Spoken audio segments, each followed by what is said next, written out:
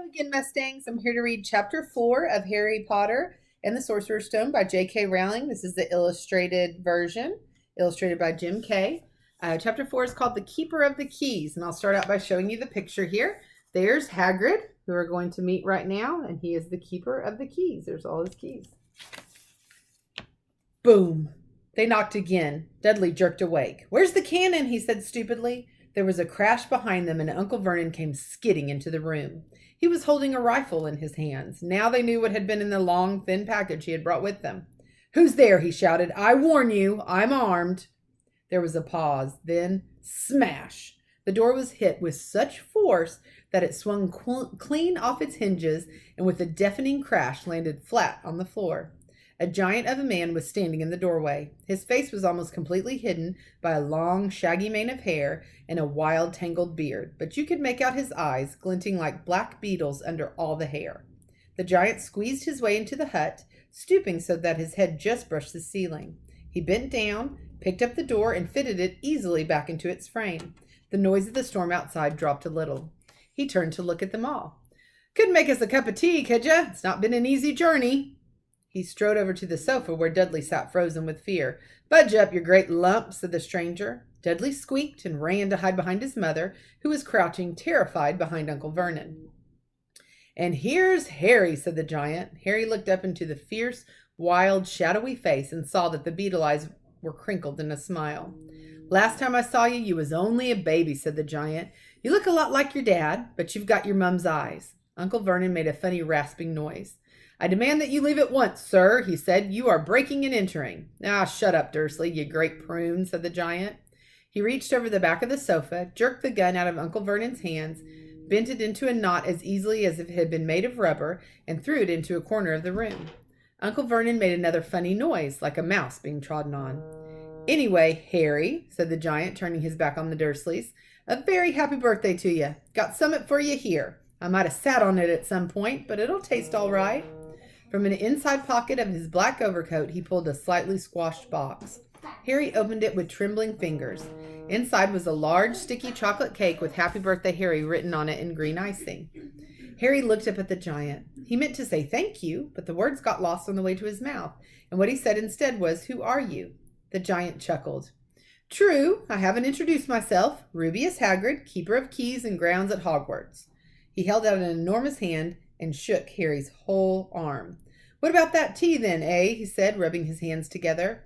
"I'd not say no to something stronger, if you've got it, mind." His eyes fell on the empty grate with the shriveled crisp packets in it, and he snorted. He bent down over the fireplace. They couldn't see what he was doing, but when he drew back a second later, there was a roaring fire there. It filled the whole damp hut with flickering light, and Harry felt the warmth wash over him as though he'd sunk into a hot bath. The giant sat back down on the sofa, which sagged under his weight, and began taking all sorts of things out of the pockets of his coat. A copper kettle, a squashy package of sausages, a poker, a teapot, several chipped mugs, and a bottle of some amber liquid, which he took a swig from before starting to make tea. Soon the hut was full of the sound and smell of sizzling sausage. Nobody said a thing while the giant was working, but as he slid the first 6 fat, juicy, slightly burnt sausages from the poker, Dudley fidgeted a little. Uncle Vernon said sharply, "Don't touch anything he gives you, Dudley." The giant chuckled darkly. "Your great puddin' of a son don't need fattening any more, Dursley. Don't worry." He passed the sausages to Harry, who was so hungry that he had never tasted anything so wonderful. But he still couldn't take his eyes off the giant. Finally, as nobody seemed about to explain anything, he said, "I'm sorry, but I still don't really know who you are." The giant took a gulp of tea and wiped his mouth with the back of his hand. "Call me Hagrid," he said. "Everyone does. And like I told you, I'm keeper of keys at Hogwarts. You'll know all about Hogwarts, of course." No," said Harry. Hagrid looked shocked. "Sorry," Harry said quickly. "Sorry?" barked Hagrid, turning to stare at the Dursleys, who shrank back into the shadows. "It's them as should be sorry. I knew you weren't getting your letters, but I never thought you wouldn't even know about Hogwarts, for crying out loud. Did you never wonder where your parents learnt it all?" There's a picture of Hagrid in front of the fire talking to Harry. "All what?" asked Harry. "All what?" Hagrid thundered. "Now, wait just 1 second." He had leapt to his feet. In his anger, he seemed to fill the whole hut. The Dursleys were cowering against the wall. "Do you mean to tell me," he growled at the Dursley, "that this boy knows nothing about anything?" Harry thought this was going a bit far. He had been to school after all, and his marks weren't bad. "I know some things," he said. "I can, do maths and stuff." But Hagrid simply waved his hand and said, "About our world, I mean. Your world. My world. Your parents' world." "What world?" Hagrid looked as if he was about to explode. "Dursley," he boomed. Uncle Vernon, who had gone very pale, whispered something that sounded like Mimblewimble. Hagrid stared wildly at Harry. "But you must know about your mum and dad," he said. "I mean, they're famous. You're famous." "What? My mum and dad weren't famous, were they?" You don't know? Hagrid ran his fingers through his hair, fixing Harry with a bewildered stare. "You don't know what you are?" he said finally. Uncle Vernon suddenly found his voice. "Stop," he commanded. "Stop right there, sir. I forbid you to tell the boy anything." A braver man than Vernon Dursley would have quailed under the furious look Hagrid now gave him. When Hagrid spoke, his every syllable trembled with rage. "You never told him? Never told him what was in the letter Dumbledore left for him? I was there. I saw Dumbledore leave it, Dursley, and you've kept it from him all these years?" "Kept what from me?" said Harry eagerly. "Stop! I forbid you!" yelled Uncle Vernon in panic. Aunt Petunia gave a gasp of horror. "I'll go boil your heads, both of you," said Hagrid. "Harry, you're a wizard." There was a silence inside the hut. Only the sea and the whistling wind could be heard. "I'm a what?" gasped Harry.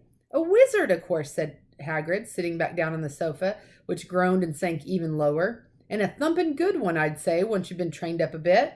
With a mum and dad like yours, what else would you be? And I reckon it's about time you read your letter." Harry stretched out his hand at last to take the yellowish envelope, addressed in emerald green to Mr. H. Potter, the floor, hut on the rock, the sea. He pulled out the letter and read, "Hogwarts School of Witchcraft and Wizardry. Headmaster Albus Dumbledore, Order of Merlin, First Class, Grand Sorcerer, Chief Warlock, Supreme Mugwump, International Confederation of Wizards.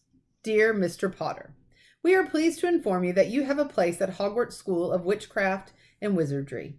Please find enclosed a list of all necessary books and equipment.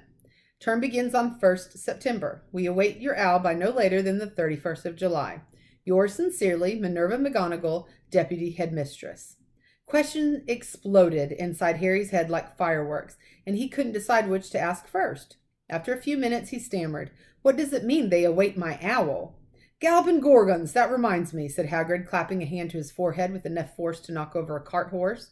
And from yet another pocket inside his overcoat, he pulled an owl. A real, live, rather ruffled-looking owl. A long quill and a roll of parchment. With his tongue between his teeth, he scribbled a note which Harry could read upside down. "Dear Mr. Dumbledore, given Harry his letter, taking him to buy his things tomorrow. Weather's horrible. Hope you're well. Hagrid."